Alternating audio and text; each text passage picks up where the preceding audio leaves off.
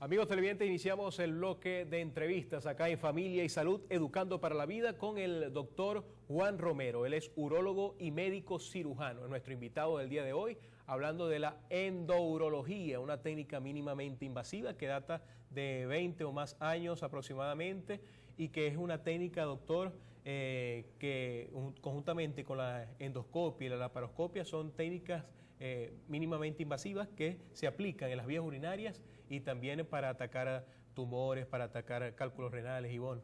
Así es, Daniel. Bueno, ya nosotros nos hacemos un poco especialistas de cada tema, porque ciertamente nos toca investigar bastante, doctor, pero es correcto, como comentaba Daniel, es una técnica que se realiza desde hace 20 años, pero ¿por qué hoy por hoy es tan usada como un tratamiento para aliviar esos traumas o enfermedades de las vías urinarias? ¿Y de qué se trata específicamente para entonces empezar con el tema del día de hoy?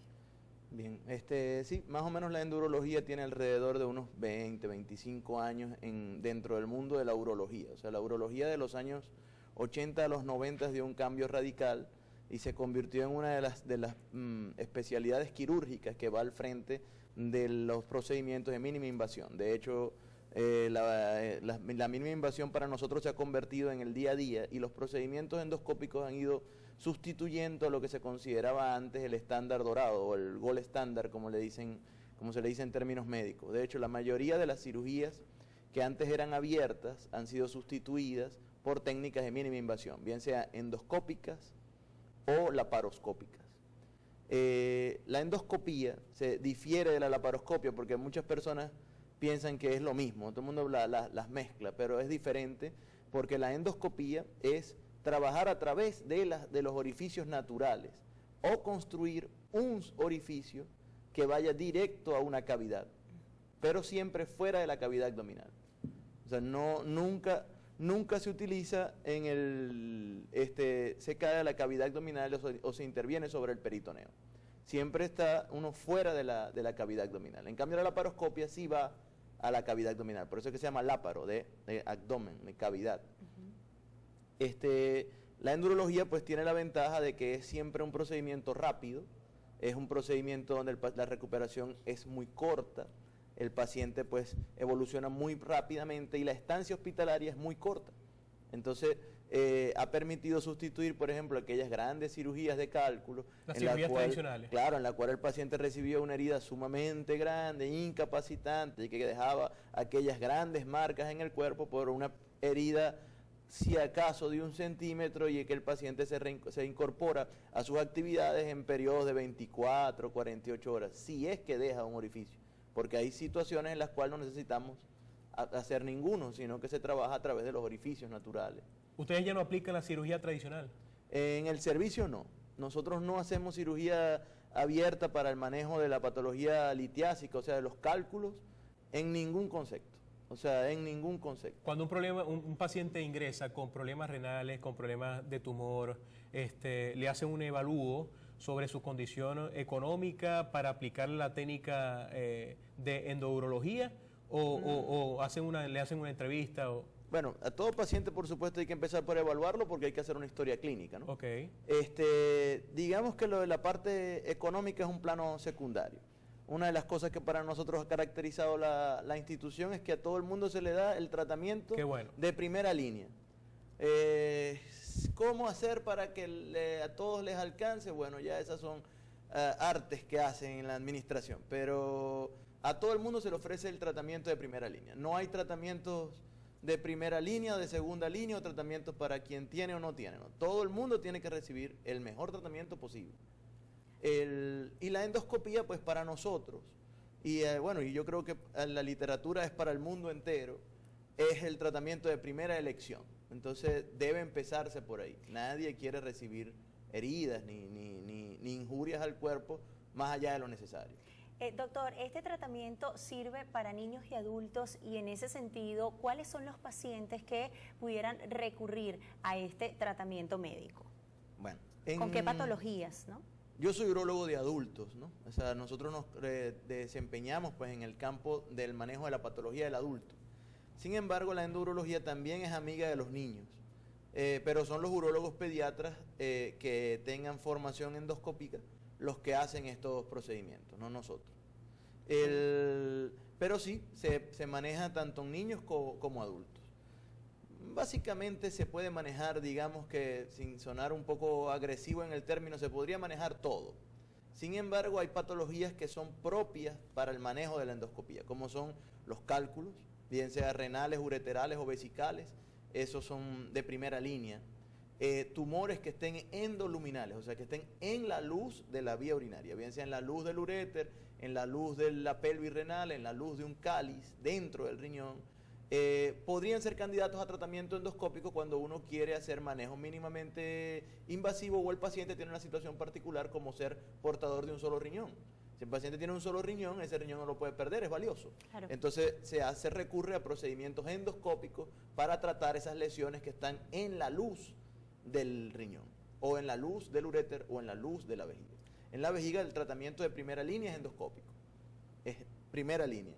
Hay una situación en la cual se pasa a cirugía abierta o laparoscópica, la laparoscópica cada día ha ido adquiriendo más espacio, pero eso es una situación puntual. Pero el tratamiento de entrada siempre es endoscópico. Si nos conseguimos una cirugía, como bien lo señalaba usted, con poca permanencia hospitalaria del paciente, mínimo dolor, mínimos efectos colaterales, por ejemplo, el paciente puede digerirlo de mejor manera, tiene muchas ventajas.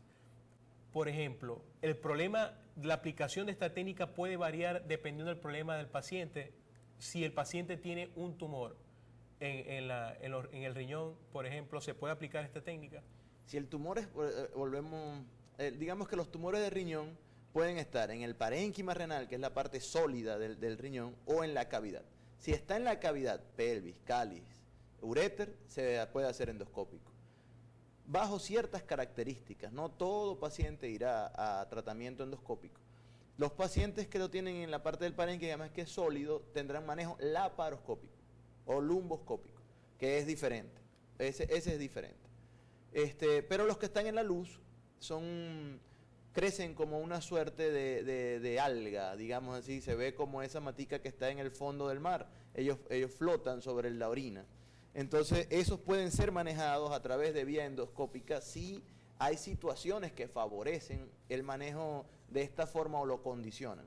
Pero generalmente están asociados a situaciones particulares. Uno, por ejemplo, por la vía endoscópica puede tomar biopsia, hacer resecciones parciales, pero ¿cuándo el manejo es exclusivamente endoscópico? Cuando el paciente tiene una situación particular. Eso es en el caso de los tumores. Okay. Bien, doctor, al regreso de esta pausa quisiera que nos comentáramos un poco sobre el pre y el postoperatorio de esta cirugía y también de aquellas enfermedades como por ejemplo el cálculo. ¿Cómo podemos entonces el paciente curar este tipo de patologías? Con el doctor Juan Romero, quien nos acompaña hoy en Familia y Salud, urólogo, especialista en endourología, que es el tema que hemos preparado para ustedes. Recuerden participar con sus preguntas a través de nuestra mensajería de texto. Vamos a una pausa y ya regresamos con más.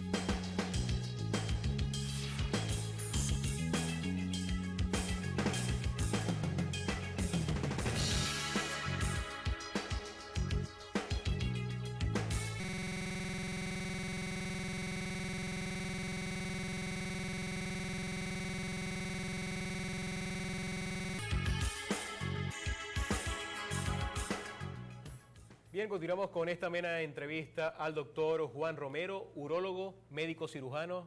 El tema del día de hoy, la endourología, un tema bastante interesante, un tema que amerita esta discusión, esta explicación bastante pedagógica que nos está presentando el doctor Juan Romero el día de hoy. Ivonne, ya adentrándonos en materia de renal, es importante y pertinente la pregunta que vas a formular con respecto a los cálculos. Así es. Bueno, en la parte anterior quedamos con el doctor hablar en esta parte sobre el tema pre y postoperatorio de la endourología y un poco profundizar en el tema de aquellas patologías que por lo general son recurrentes para usar este tratamiento, como por ejemplo los cálculos renales y también aquellas patologías del tracto urinario superior e inferior, doctor. Sí, digamos que la enfermedad litiásica es la vedette de los procedimientos, porque es la más frecuente y es donde tiene más amplio, digamos, uso y desarrollo. Pero por supuesto, para poder saber qué procedimiento va a recibir el paciente, cuál es el procedimiento adecuado para cada situación, el paciente debe ser justamente evaluado antes de decidir el procedimiento. Y quizás esa es una parte que es muy importante, porque la evaluación ya tiene incluso unos parámetros estrictos que están definidos, pero que a veces cuesta un poquito llegar ahí. Por ejemplo, un paciente que tiene un cólico nefrítico en el que se sospecha un cálculo, bien sea renal o ureteral, lo primero que debe hacerse una vez que se inicie la evaluación es una urotomografía reconstruida para ver todo el tracto urinario.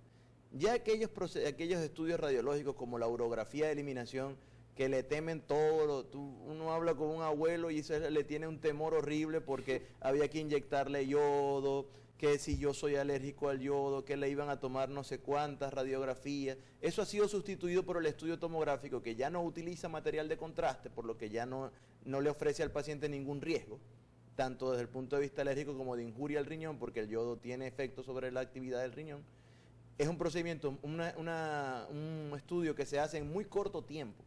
O sea, por ejemplo, con los tomógrafos de alta o de nueva generación y de alta resolución como el que tenemos en la institución, el estudio dura 45 segundos. Entonces, en 45 segundos uno puede tener una reconstrucción de todo el tracto urinario que permite saber ubicación del cálculo, densidad. La densidad es importante para uno prever qué equipo de litotripsia, qué equipo para romper el cálculo va a utilizar. Ubicación exacta en el tracto urinario, si está repercutiendo tanto desde el punto de vista obstructivo como inflamatorio, si hay cambios alrededor del órgano, eso rápidamente se puede saber con una urotal. Por ejemplo, se dice, doctor, que los cálculos deben tener un tamaño de 3 centímetros para poder aplicarse esta técnica. ¿Es cierto eso? No, depende el tamaño del cálculo dependerá de su ubicación. Cálculos en el uréter pueden ser intervenidos a partir de 5 milímetros si el paciente no logra expulsarlo. Hay 3 sitios en el uréter que el paciente tiene que superar, digamos, 3 problemas, que son el sitio donde el uréter se une al riñón, el sitio donde el uréter cruza la arteria y vena ilíaca y el sitio donde el uréter llega a la vejiga. Ahí son lo que se llama estrecheces naturales. Si el cálculo, un pequeñito, pasa esos segmentos, muy probablemente el paciente lo va a expulsar. Pero así sea chiquito, si se queda en uno de estos sitios, se convierte en un elemento obstructivo que va a haber que resolver desde el punto de vista endoscópico. En el riñón sí cambia, digamos, la situación. Desde el punto de vista estricto, el cálculo debe medir al menos 2,5 centímetros para que pueda ser el paciente candidato a hacer una nefrolitotomía percutánea, que es un procedimiento puntual hacia el riñón. Sin embargo, eso varía, pues. Hay situaciones puntuales en las cuales cálculos más pequeños son candidatos a recibir ese tratamiento, mucho más pequeños. Doctor, ¿cuánto tiempo pasa para la formación de los cálculos renales y por lo general en qué pacientes es más común, del género femenino o masculino? ¿Y cuáles pudieran ser esos síntomas que se presentan en el paciente que está sufriendo de estos cálculos renales? Porque muchas veces no sabemos identificar y creemos que son malestares estomacales y ciertamente muchos pacientes recurrimos a la automedicación sin tratar el problema a fondo. Bueno, digamos que los cálculos tienen una gran ventaja. Como su manifestación principal es el dolor, todo el mundo recurre a tratamiento y a evaluación cuando tiene un cólico nefrítico. Porque el cólico nefrítico, cuando es el real, el verdadero, pues dicen que la intensidad del dolor supera incluso los dolores de parto. Por lo cual el paciente debe recibir tratamiento analgésico de amplio espectro, analgésicos opioides, probablemente, cuando está el cólico nefrítico en su máxima expresión. Pero sí puede ser confundido con otras patologías. ¿Por qué? Porque el dolor a veces es tan intenso y el riñón está inervado en tantos segmentos que no se logra definir exactamente cuál es el sitio del dolor. A veces el dolor empieza en la región lumbar, pero inmediatamente corre hacia la zona genital, corre hacia las piernas, corre hacia la pelvis de manera general. Entonces el paciente no sabe si le duele derecho, si le duele izquierdo, pero le duele. Y eso pues lo hace consultar a la carrera. ¿En quién es más frecuente los cálculos? Dice en la literatura que es mucho más frecuente en el varón, como por un 2-1.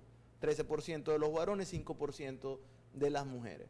Sin embargo, también está descrito que es más sintomático en la mujer. O sea, tiende a tener mayor aparición de dolor en la mujer. Lo que pasa es que la mujer lo tolera mejor. El varón llora más. Pero siempre es así. Suele pasar. Pero sí pareciera ser un poquito más sintomático. Ahora, pertinente la pregunta que le hacía Ivonne con respecto a los medicamentos. Muchas personas suelen automedicarse, decir, bueno, me duele, tengo tan conscientes del problema renal que padecen, de los cálculos, están conscientes de la magnitud, de su tamaño, y el dolor es incontrolable. Entonces viene la vecina, el amigo, y le dice, no, tómate estas pastillas, y sin consultar al médico se toman determinada pastilla para calmar el dolor. ¿Qué es lo contraproducente de esto? Mira, yo le digo a todos mis pacientes, y estoy seguro que si hay alguno viéndose debe estar sonriendo ahorita, porque yo le digo a ellos que la vecina es el mejor amigo de la cirugía. Porque siempre el tratamiento que le dice el vecino, mira, no, tómate esto más esta agüita, lo que los acerca es más a la necesidad de un procedimiento quirúrgico. Cuando el paciente consulta rápidamente porque tiene el dolor y no ha dejado que ese dolor lo supere, es más candidato a tratamiento médico. No todos los cálculos se operan. Hay un grupo grande de cálculos que son candidatos a tratamiento médico exitoso. Pero lo debe decir un médico. Pero debe ser aplicado en un momento puntual. Si ya tú esperas tener un cuadro obstructivo donde la función renal esté afectada o esté asociada a un cuadro infeccioso, perdiste la oportunidad del tratamiento médico. ¿Entiendes? Entonces debe solicitarse evaluación rápido. Yo sé que existen hoy día muchas dificultades, pero debe solicitarse tempranamente. Doctor, vamos a hacer una nueva pausa aquí en Familia y Salud a través de la señal de este canal. Usted sigue en sintonía y recuerde participar a través de nuestra mensajería de texto. Al regreso estaremos hablando de otras patologías del tracto urinario inferior y superior que ocurre en pacientes y que van a necesitar entonces este tratamiento de la endourología.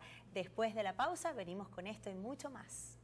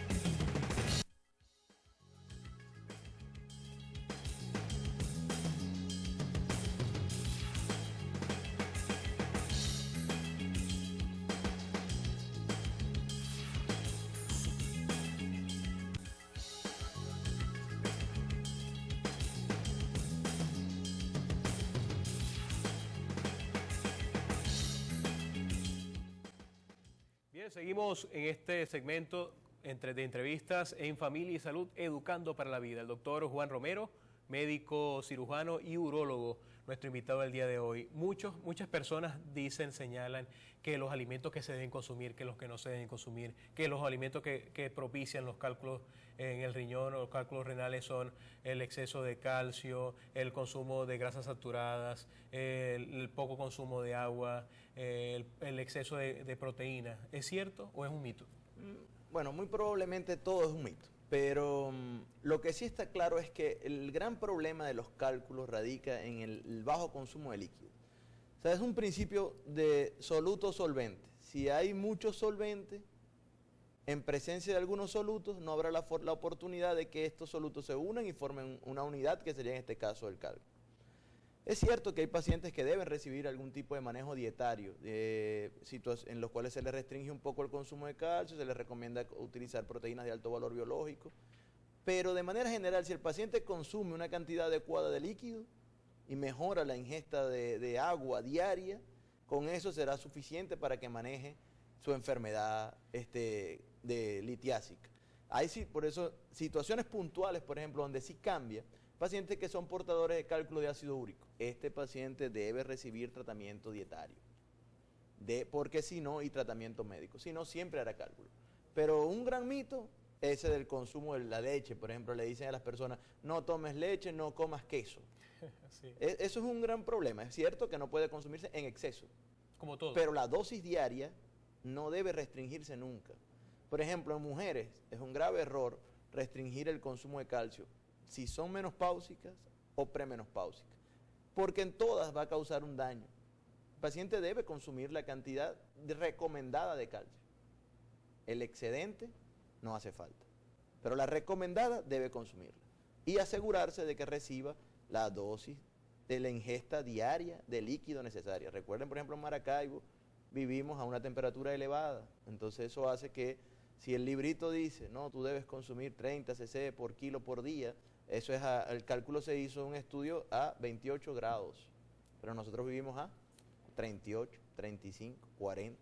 Entonces debes ajustarlo, el paciente debe ajustar su ingesta a esa realidad. Vivimos en un sitio caluroso, por eso en Maracaibo también hay una alta incidencia de enfermedad por cálculo renal. Así es, doctor. El tratamiento de la endourología se practica para aquellos pacientes que tengan cálculos renales, pero también en qué otras patologías del tracto urinario inferior y superior. En el tracto urinario inferior sirve para manejar la enfermedad uretral, problemas como la estenosis de la uretra, bien sea por traumatismo o por complicaciones de enfermedad infecciosa, para manejar patología prostática, para manejar tumores vesicales y patología vesical como el CA de vejiga o los divertículos vesicales se pueden manejar endoscópicos y laparoendoscópicos y cálculos vesicales, cálculos ureterales y cálculos renales. Y en el caso de las técnicas que se aplican para las mismas, ¿son iguales o diferentes en cada patología? No, son diferentes, por ejemplo, incluso los equipos son diferentes. La visión de hacerlo desde el punto de vista endoscópico es la misma, pero para la uretra hay equipos puntuales, para la próstata hay equipos puntuales, para manejar los cálculos hay equipos puntuales, y eso ha venido cambiando. O sea, realmente digamos que tanto los médicos como las instituciones están obligadas a ir adquiriendo y mejorando la tecnología que ofrecen. Hace algunos años había un tipo de procedimiento endoscópico con una tecnología, hoy día se utilizan otras, con el advenimiento del plasma, del láser, todo ha cambiado. Pues.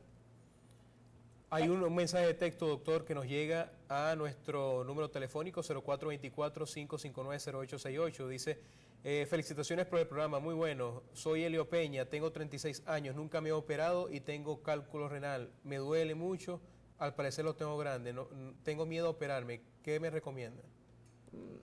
Bueno, lo primero que hay que hacer con ese paciente es quitarlos al parecer.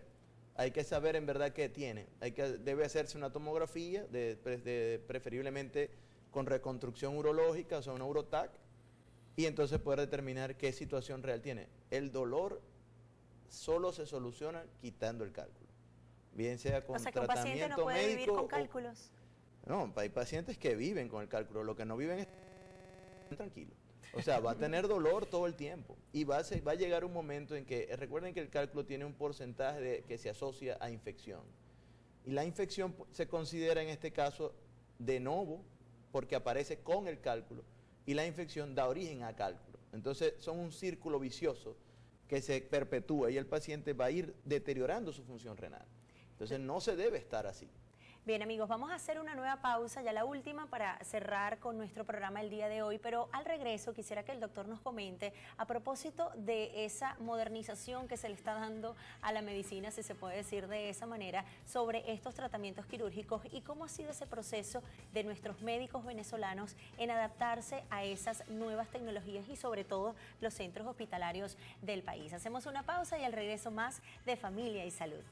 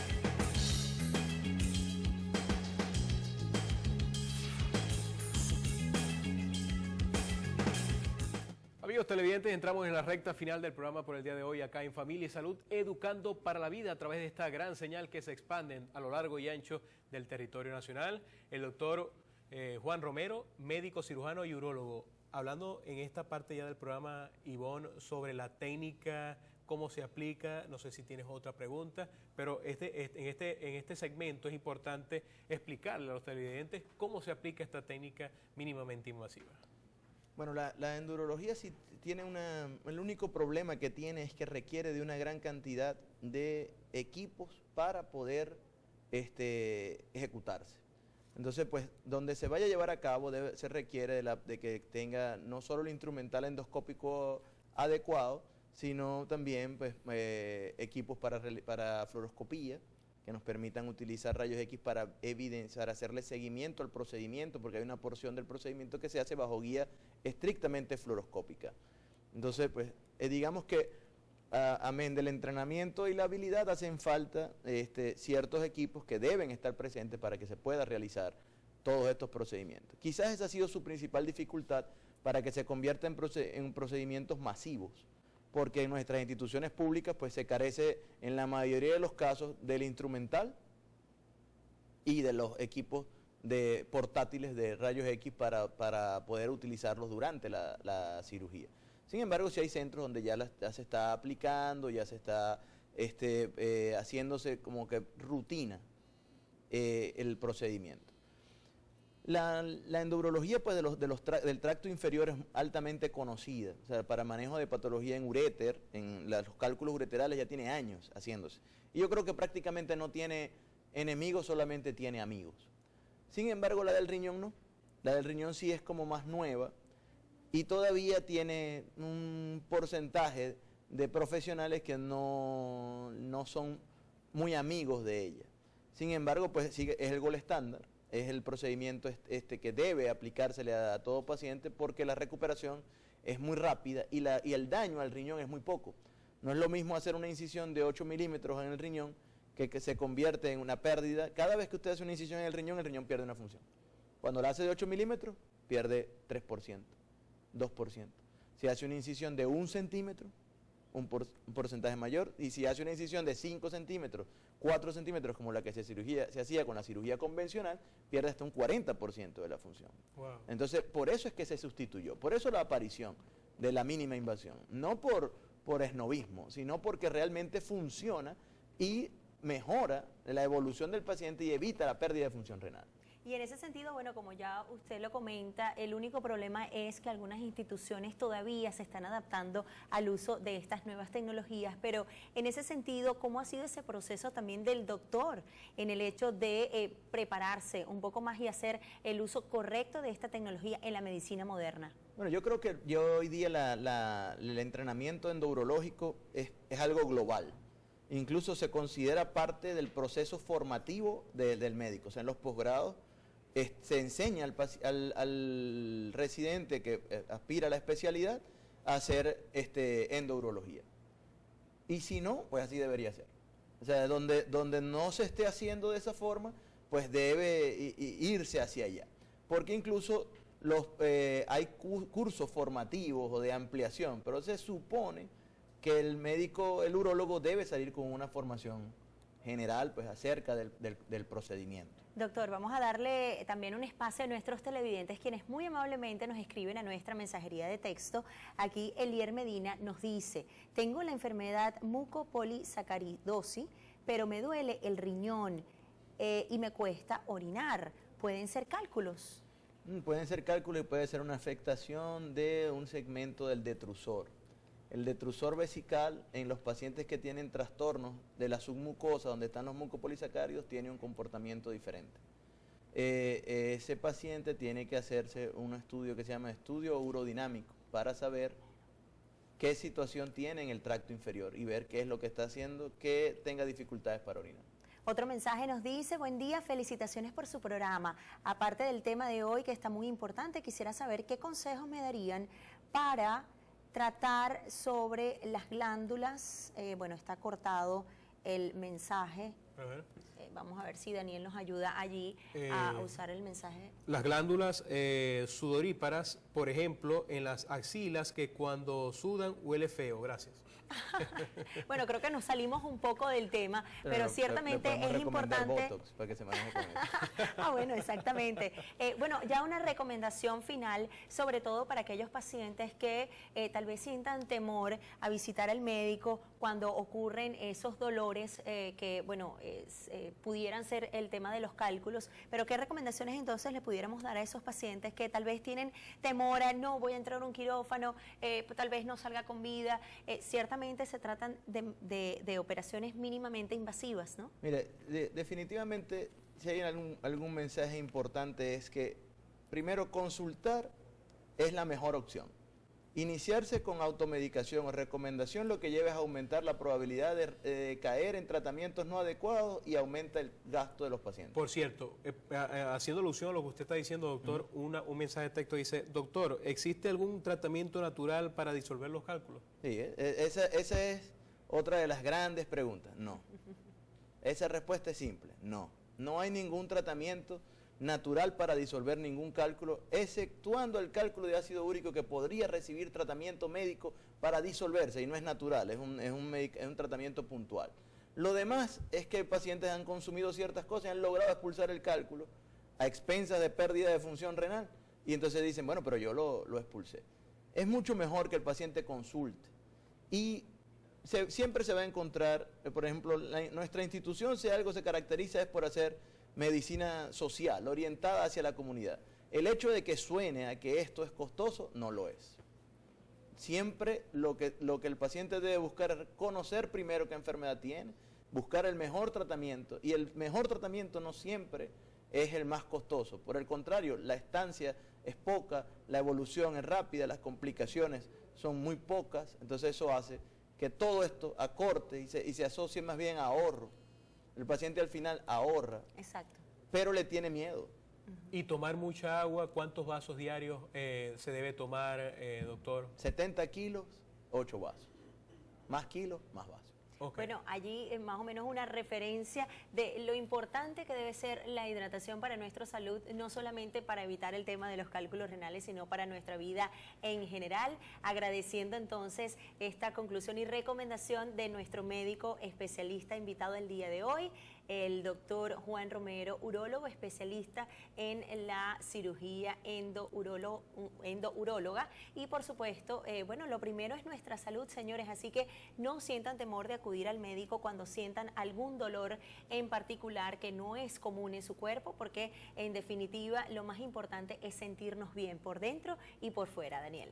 Así es, doctor. Muchísimas gracias, ¿verdad?, por habernos acompañado el día de hoy. Muy andragógica, pedagógica la clase de hoy en materia de renal. Y el doctor que lo pueden conseguir por supuesto, también en la clínica. Exactamente, él pertenece al exitoso grupo de médicos de la Clínica Sagrada Familia. Totalmente. Usted puede ir a preguntar allá, hacer su consulta médica y por supuesto recuerden chequear su salud y no automedicarse. Muy importante, Ivonne. Y recuerden, la salud no tiene precio, pero vale la vida. Cuídense mucho, nos vemos mañana. Shalom.